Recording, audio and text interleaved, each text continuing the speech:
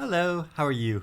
Later on today, I'm looking forward to having a big Thanksgiving Day meal. I'm recording this on Thursday morning, and I don't normally get to have Thanksgiving because being an American living in London, I don't get the day off, obviously, because it's an American holiday. So I don't usually have the time. It takes a lot of time to prepare a big, Turkey Day meal, and I don't normally get to have that time because I'm at the office. But this year, because of circumstances, it's sort of a blessing in disguise that I'm able to be at home. And so when I'm having a break from work, I can start preparing the ingredients and, get it all in the oven and have a meal. So that'll be really nice. I'm looking forward to that. But I thought also just before I started work, I would make a brief book haul video because I have a whole group of new books that I'm excited to read and talk about. And some of these were sent to me by publishers. Some of them I bought myself. So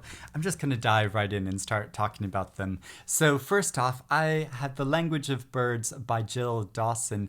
And Jill Dawson was one of my co-judges for the Costa Book Awards that I just made a video talking about the shortlist that we made recently. And it was such a pleasure discussing all of the books that were submitted with this author as well as Debbie James. So we had a wonderful conversation, and she very kindly offered to send me a copy of her latest novel, which was published earlier this year. So this is the story about a young woman who moves to London in 1974, looking to sort of start her life and hopefully to find romance. And she gets a job working as a nanny for a woman named Lady Morven, who is undergoing a very difficult custody battle for her children. And so it's about how she gets entangled with the life of this family and these children. Next, I have a newly reprinted novel called The Snowball by Brigid Brophy. And this is so gorgeously done. It's really beautiful cover, and it's perfect for winter reading. And it comes with a new foreword by Ellie Williams, a really great author who wrote The Liar's Dictionary and a collection of short stories, both of which I read really recently. And so I'm really keen on her writing and her opinion. And Brigid Brophy is an author that I've always been curious to read, but never got around to. She, in addition to being an author of fiction, she was a political campaigner that tried to advocate for gay marriage. And so the story of this novel is about a woman who's at an elaborate masquerade ball in a Georgian mansion on New Year's Eve, and a masked stranger comes up to her and kisses her on midnight. And it's about the scandal that follows from that kiss once it's revealed the identity of the person who kisses her. So I'm so looking forward to reading this. At Night, All Blood is Black by David Diop. This is a novel about two Senegalese soldiers that are fighting under the French flag during the Great War, and how they're very good friends, and one of the soldiers becomes critically injured, and his friend carries on fighting to a very violent and manic degree that starts worrying his fellow soldiers around him. So it's trying to tell the story about these Senegalese soldiers that fought under the French flag that aren't often talked about in the history books. Three Rival Sisters by Marie-Louise Gagneur,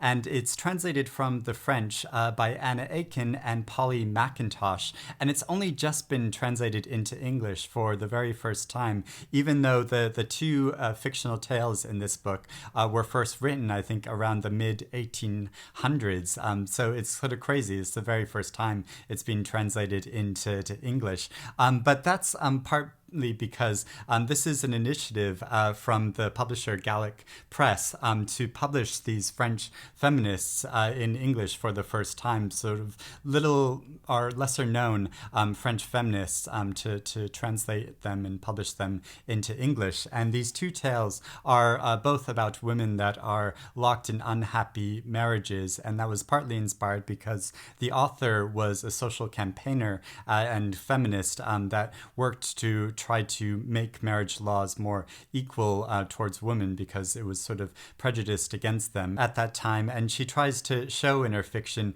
how these social injustices really do a disservice to both men and women. Theatre of War by Andrea Jeftanovic, and it's translated by Francis Riddle. So this is a debut novel by a Chilean author, and it's about a family that flees the Balkan Wars to South America to try to settle there and build a new life for themselves there. And it's about the life of a young woman in that family and about the trauma that she underwent fleeing from this conflict.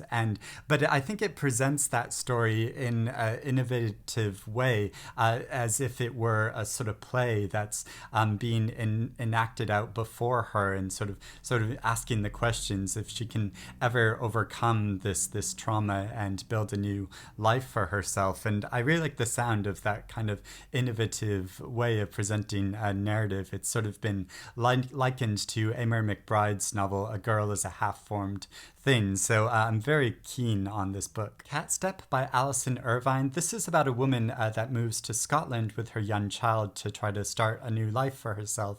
And one day when she goes into a shop, she leaves her child in the car for just a moment, and then something happens and her life is irrevocably changed. So I think it's about these sort of small moments that are seemingly inconsequential that can completely change our lives forever. Leave the World Behind by Rumaan Alam. This is a novel a lot of people have been talking about, and so I just had to get a copy of it. It was one of the books that was listed in that list of 100 best books of the year that Time published. And so it's about a family that goes to stay in a holiday home, and they suddenly experience a blackout and lose communication with the outside world, and this sort of heralds an oncoming apocalypse, and sounds like a very chilling and inventive novel. And I just heard so many great things about it. I'm very eager to read it. I have a new anthology called The Decameron Project. Now, a few years ago I tried to read Boccaccio's giant novel The Decameron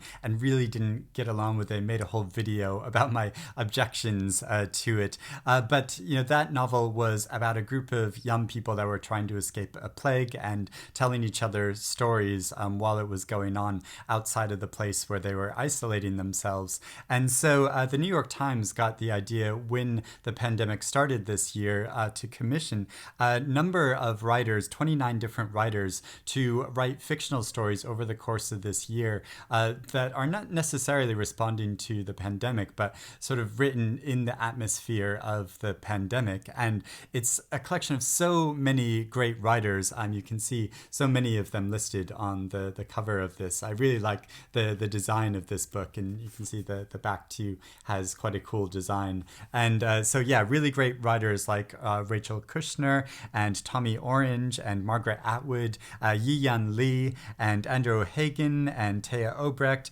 Alejandro Zambra and David Mitchell and Charles Yu, whose National Book Award winning novel I just read, Interior Chinatown. It was so good. I'll talk about it soon. And S.A. Adujin. So lots of really great writers. So I'm quite curious to dip into some of these stories and see how these writers are sort of feeling through their fiction and what they've been coming up with over the course of this year. I have the new edition of Granta magazine, which is called Second Nature. And you know how each Granta magazine is sort of built around a theme. And in this, writers are responding to the climate crisis with fiction and nonfiction and poetry. And I always really enjoy just dipping into the Granta magazines and seeing new writing from authors I really enjoy, and maybe trying out some new authors I haven't read before. So I read a short story in here by Cowland Hughes that I really enjoyed, and also there's an extract from Jesse Greengrass's new novel, which is going to be called The High House, and is going to be published next year. I'm so excited about this. I saw mention of it on Twitter the other day, and I got so excited because I love her novel so much, and her short fiction that she's published. I think she's such an extraordinary writer.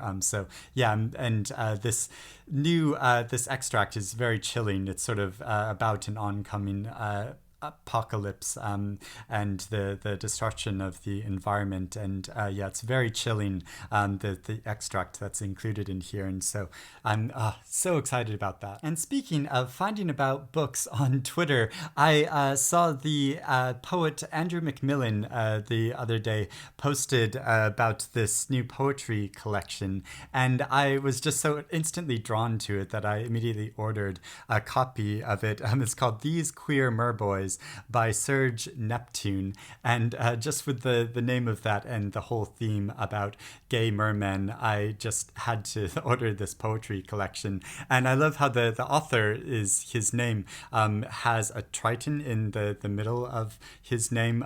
It's yeah, really fun and creative, and yeah, and so obviously I know it's such an indulgence wanting to read this, but I think it's going to be really fun to read over the winter months. And also the cover of this book, it's so tactile and soft, and it's just really beautifully produced. It's published by Broken Sleep Books, a publisher of poetry I've not heard of before, but yeah, it's really beautiful edition. A Nazi Word for a Nazi Thing by So Mayer. This is a nonfiction book about how in 1937 the Nazis gathered together a lot of art which they termed as degenerate to destroy it. And So Mayer tries to put together a fictional exhibition of all of this artwork which was destroyed, and how, in sort of pointing out the way that people's identities, were silenced and smothered by this sort of act, and sort of reflecting upon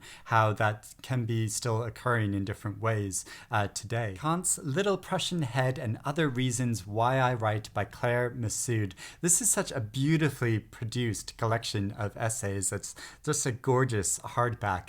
And so they are essays which are, some of them are personal, some of them are reflections about art and literature. There's a number of critical pieces about particular authors, like she writes about Jane Bowles and Kazuya Shigeru and Teju Cole and Rachel Cusk and Valeria Luiselli. So yeah, I'm really keen to dip into this, but moreover, it's just a really gorgeously produced book. Inferno by Catherine Cho. This is a memoir about how the author traveled from London to the United States with her newborn son and her husband to introduce her son to her family back in the States, and how after she arrived there a few weeks later she ended up involuntarily going into a psych ward because she was experiencing a postpartum psychosis that afflicts a number of women. And so she writes about this experience and about this larger issue which isn't often talked about. And yeah, I'm keen to read this because this book and this author is shortlisted for the Sunday Times Young Writer of the Year award. And then finally, I have an interesting curiosity because the publisher got in touch with me and said that the author of this novel is a fan of my YouTube channel, which is a lovely thing to hear. So they offered to send me a copy of his fantasy novel called The Reeking Hegs by Pete Peru and Lord Tupelo. And it's described as an Arctic Gothic thriller because it takes place in a fantasy kingdom in the Arctic that's ruled by a despotic leader, and about a woman that is undone in her cruel lust for power. So those are all the books that I want to talk about and discuss. Let me know in the comments if you've read any of these or if you're interested in reading any of them, and we can have a bit of a discussion about them. I hope you have a very happy Thanksgiving if you celebrate Thanksgiving. I'm really looking forward to having a nice leisurely meal at home and homemade Thanksgiving Day meal, even though I probably don't need to pile on any more pounds, having during all this time at lockdown I've been getting a bit of lockdown belly, as it's called, but anyway, I'm going to enjoy it for the time being, and I hope you're doing well and reading good things. I'll speak to you again soon. Bye bye.